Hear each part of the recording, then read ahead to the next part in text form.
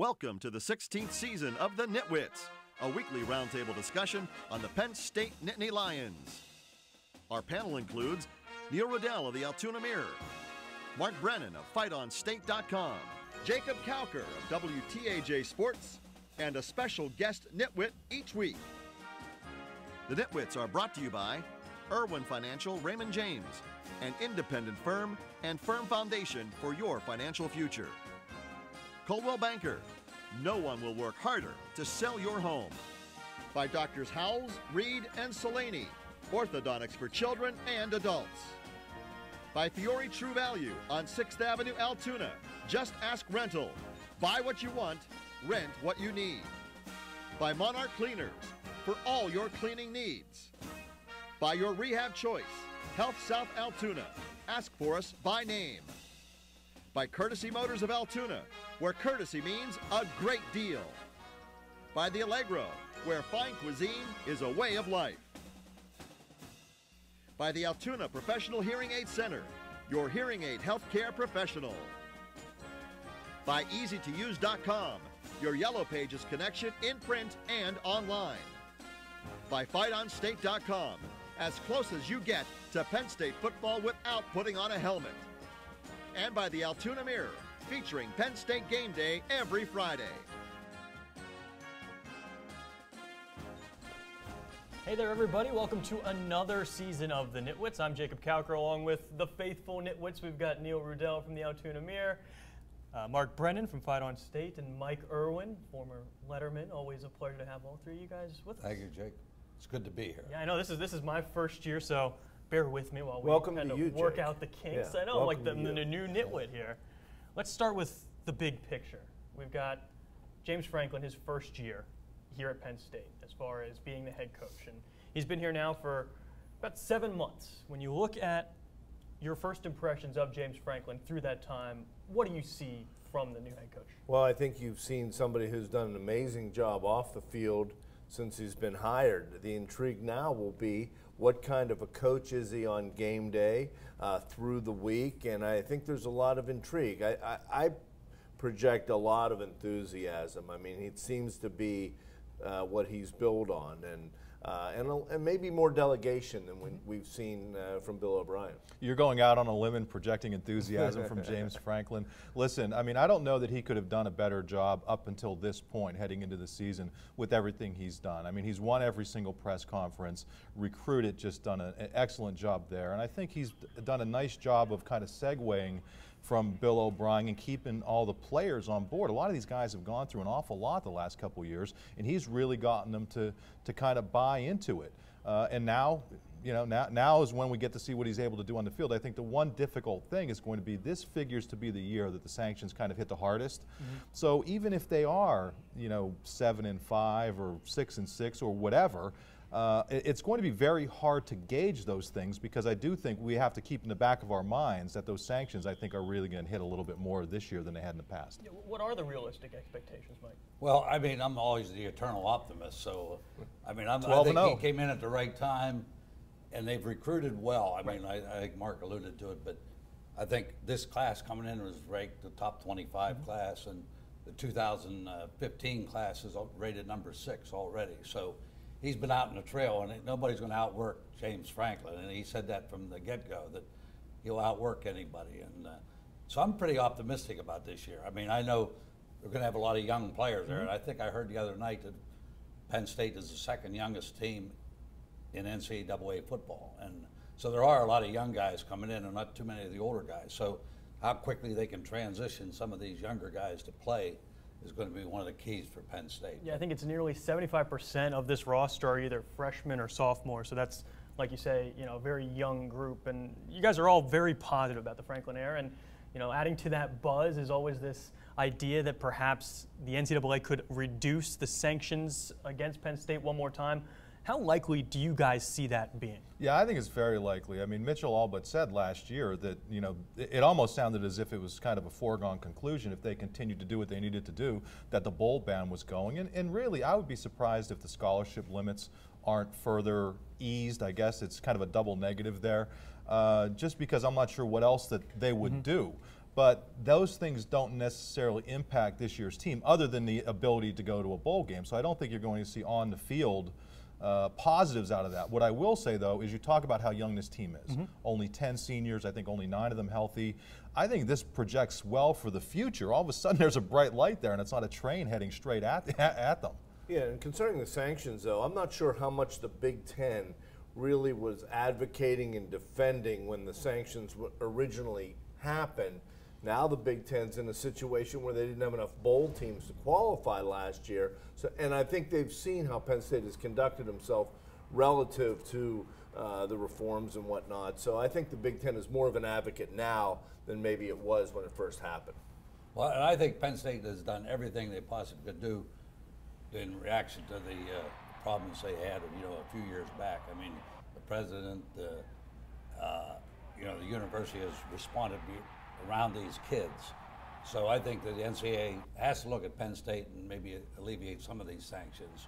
And I would think, restoring the scholarships and the bowl game. Now, I think it has to happen before September 1 or some date like that, if I remember correctly. I think last year it was September or October when they actually announced that they would be reducing. And again, the NCAA is facing not the best PR these days. That always kind of, I think, impacts the environment as well. How much do they want to come off as seeming like a bit of a good guy in this situation again? Yeah. Plus, I mean, this team is going to struggle to get to a bowl game, no matter if the ban is lifted. It would be a nice incentive to be able to shoot for it, but I think they're going to have their hands full. Without giving away my prediction. One thing, out in Chicago for Big Ten Media Days, I thought the players handled those questions very well. They were asked over and over again, if the bowl ban is lifted, how important? And they were like, yeah, it'll be great, but we can't focus on that. The Penn State players are not worried about that bowl ban right now, because if for some reason it's not, then you don't want that air coming out of your balloon. But if it is,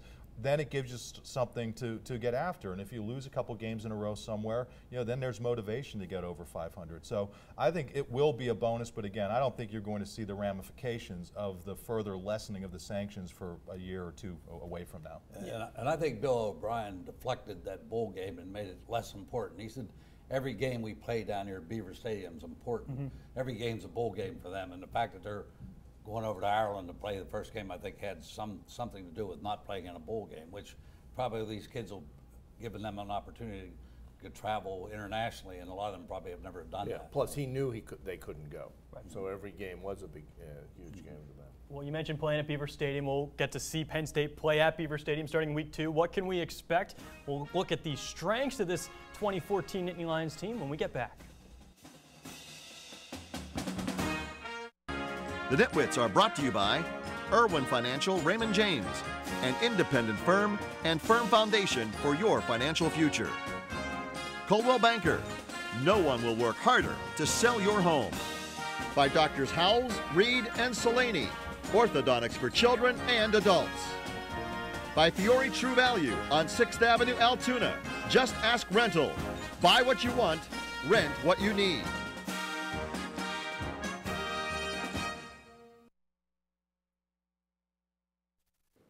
This is Zach Zwinnick from the Penn State Nittany Lions. You're watching the NitWits. Zach Zwinnick, the full beard. Thank you, Zach. Just kind of like Neil here. Yeah, in honor of Neil. Hopefully that a karma for Zach this year. Well, Zach Zwinnick, he's one of those guys that on the offense side of the ball, perhaps a strength for this team. Let's start on that side of the ball and look at where they really set up well heading into 2015. Well, I think you have to start with the quarterback on the offensive side of the ball, and Christian Hackenberg seemed to be mature beyond his years. Had a tremendous freshman year. Really seemed to grasp the system last year. I'm curious how he'll make that transition. Curious what the new system will be like, but I think you have to start with him. And redheaded running back, so he loves Zwinnick. Obviously Hackenberg is the key, and he's been through it before, so he knows. And I heard from what I read that he's getting much better at reads and handling the team. He's one of the captains this year. They're having 7 captains, which is unheard of. But Hackenberg is the youngest captain that they've ever had at Penn State. But I look at the strength. They're running backs. I mean, they got 3 good running backs, all capable of playing and doing very well. They're tight ends. Now we lost Brenneman, so that's a big loss. but you still have Jesse James and Kyle Carter and some of those other people. So I don't know. Hopefully he gets healthy for next year. But losing him is not helping us. And I think, well, that would be the strength, would be the running backs and the tight ends. And I think the wideouts are still questionable at this point because, I mean, Allen Robinson's gone, and now who steps in and does his job? So I'll turn it over to Mark there. Yeah, pitching to me. Now, how many captains were there when you were on? One. Or two of us. Only one who Mike mattered. let Reynolds talk once in a while. No, I think Mike hit on it, and Neil as well. I mean, obviously Christian Hackenberg is very key to what's going on here. I like the running backs. To me, though, the tight ends, they may have the best group of tight ends in the nation, even without Brenneman. I mean, and that's saying something. That's not a knock on Adam, but if they were going to lose somebody, that's probably the position. People don't realize Jesse James, 6'7", 272, and really moves. Kyle Carter was first team All Big Ten a couple years ago, was injured last year. And don't sleep on this Gesicki kid. I mean, he can play. I mean, he's coming in as a true freshman. That's a real position of strength, and it's important because you have some relatively new faces in the wideout core, and I think they're going to be able to go 2 and 3 tight ends and help maybe take some of the pressure off of those young wideouts. Very talented young wideouts, but not the kind of guys that you think are going to go in there and immediately make an impact. Maybe they have to get used to it a little bit. So these tight ends, I think, are going to be real special for them. Yeah, and they use the tight end plays. Dragging James across seemed to be one of their money plays. It was an O'Brien strength. I'm curious what kind of plays they'll use. Well, yeah, real quick. I mean, just in a couple open practices they've had, they showed some things without, giving away secrets, but using 2 and 3 tight ends. So I don't think there's any question. And the other thing about the tight ends, you think about it with a rebuilt offensive line, you would imagine that they're going to have to do some quick hitting stuff for Hackenberg. Well, that would seem to make perfect sense with the tight ends that they have. So, and the running backs. Listen, those running backs, especially Belton, can catch the ball out of the backfield. So they, as much as that O-line may be a weakness, and I'm sure we'll get to that, they have some real strengths on this offense that I think could be fun. How about the other side of the ball? What do you see standing out right now heading into the season opener? Well, Bob Shoop just raved about Adrian Amos, and I think they're decent up the middle with Hull and Amos. They're high on the bookend defensive end. Alanian, who I signaled out last year. Kudos. And then, but Barnes needs to rise to where he was a year ago, but I think there's a pretty good nucleus. Olanian was so good last year, Neil learned how to pronounce his name. Right. Yeah. I mean, they're real solid on the defensive line. In fact, they switched a couple of those tackles to offense because they had such depth on the defensive line. So I agree the defensive ends are good, and then Zettel and Johnson inside are proven guys too. And the secondary has all pretty much been around for a while. So the biggest concern would be the linebackers, and Mike Hall playing the center has the experience, and the 2 outside guys have played, but I'm not sure how they will be. But I think the question mark in defense is going to be the linebackers and the depth of linebackers. I think it's going to be depth at linebacker. Mike Hall to me is as important to the defense as Christian Hackenberg is to the offense. If people look, when he was healthy a couple years ago, even with Mahdi and Hodges, this guy was making plays, returning fumbles for a touchdown, blocking kicks, making tackles in the backfield. He had more sacks than either of those guys. So this guy, when he's healthy, he wasn't healthy last year. But when you talk about depth, it's all very young at linebacker, so they need those first 3 to stay healthy. And the other guy, do not sleep on Jordan Lucas. This guy was a better player last year than I think a lot of people think. Had more tackles as a DB than anybody at Penn State since that 2005 season. I think he's their next NFL player from that secondary. That's not to negate Amos, but I think Jordan Lucas is a player to watch. That secondary really showed a lot better communication down the stretch, a lot better ability to play together as well, and that you'd expect that to carry over in here to 2014. Now, we have hit on some of these weaknesses. We've kind of mentioned the linebacker depth and offensive line. Coming up, we'll talk about exactly how maybe they go about dealing with these issues and how they can be not fixed, but at least addressed heading into the season opener against Central Florida.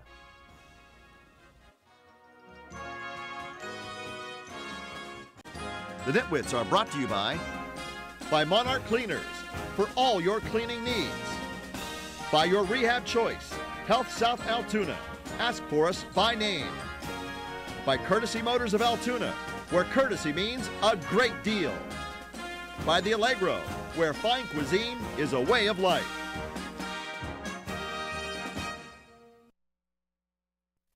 I'm James Franklin, head football coach, Penn State University,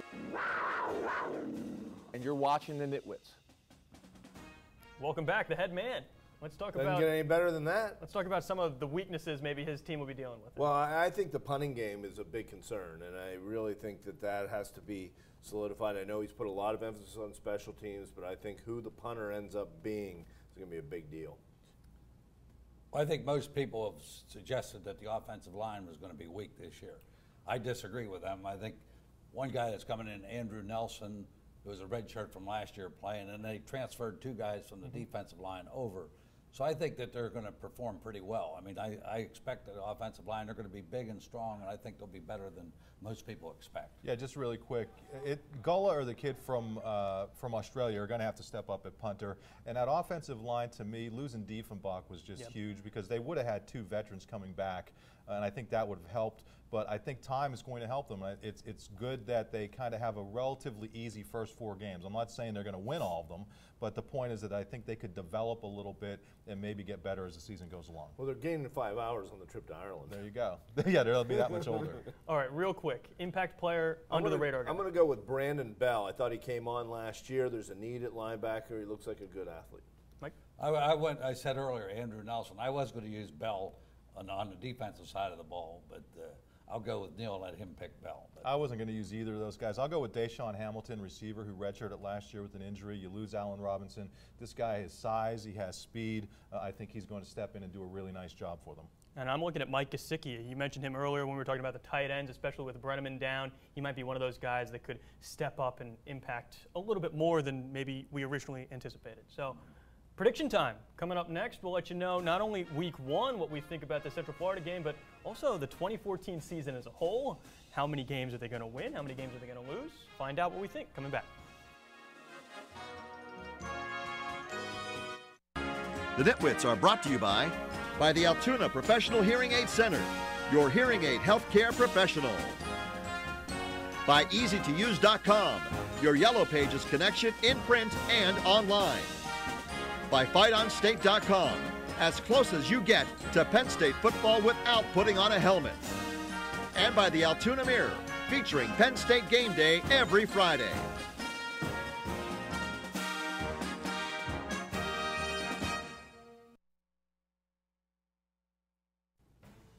Welcome back to the 2014 preseason edition of the NitWits. Time for predictions, breaking out the crystal ball. Let's start with this Central Florida game before we get into the 2014 season as a whole. How do you see this week 1 working out? Well, I think that Penn State's defense really needs to rise. It needs to be improved over last year, especially with some unsettled areas, the receivers, the offensive line. So I'm picking a lower score. I'm going to pick Penn State 24, Central Florida 20. Mike? Yeah, I mean, I think this is a real test. I think this is the key to the season, this first game. I mean, Central Florida, last year ended up number 10, and I think they're top 25 again this year. And George O'Leary has all his defensive people back, 9 out of the 11. And then, of course, he lost a key player or 2 key players on offense with Bortles and Stormy, whatever his last name was. Storm Johnson. Yeah. So I think it's going to be a close game over in Ireland, and Mark's going to be there and represent us. But I'm looking for Penn State to win a squeaker 27-24, close to what Neil said. Wow, you guys are squeezing me a little bit. I'm going to go Penn State 21, UCF 20. I'll make it really close, squeeze myself.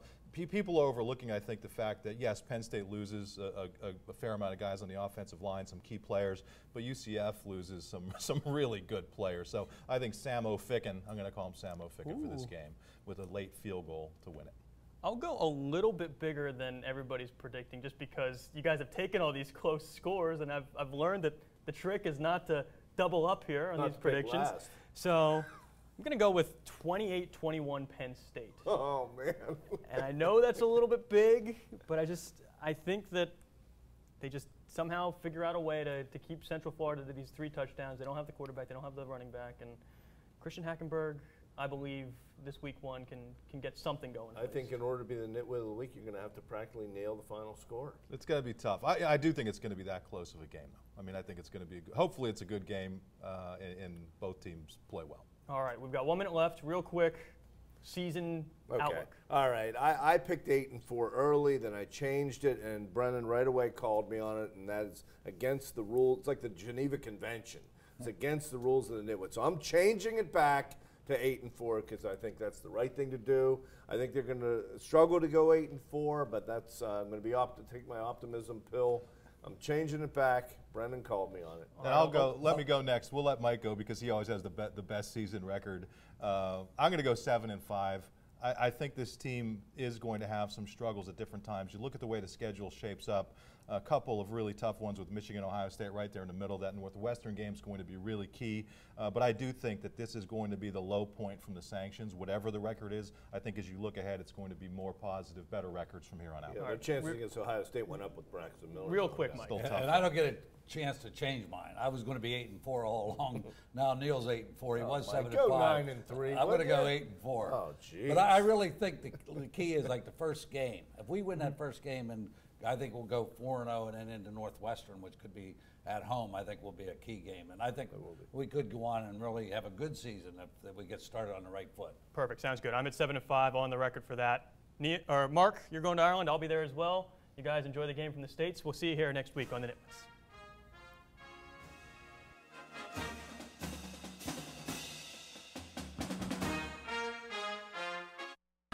The NitWits are brought to you by Irwin Financial Raymond James, an independent firm and firm foundation for your financial future. Coldwell Banker, no one will work harder to sell your home. By Doctors Howells, Reed, and Solani, orthodontics for children and adults. By Fiore True Value on 6th Avenue, Altoona. Just ask rental. Buy what you want, rent what you need. By Monarch Cleaners, for all your cleaning needs. By your rehab choice, Health South Altoona. Ask for us by name. By Courtesy Motors of Altoona, where courtesy means a great deal. By the Allegro, where fine cuisine is a way of life. By the Altoona Professional Hearing Aid Center, your hearing aid healthcare professional. By EasyToUse.com, your Yellow Pages connection in print and online. By FightOnState.com, as close as you get to Penn State football without putting on a helmet. And by the Altoona Mirror, featuring Penn State game day every Friday. You can also see the NitWits on AltoonaMirror.com. Thank you for watching, and we'll see you next week.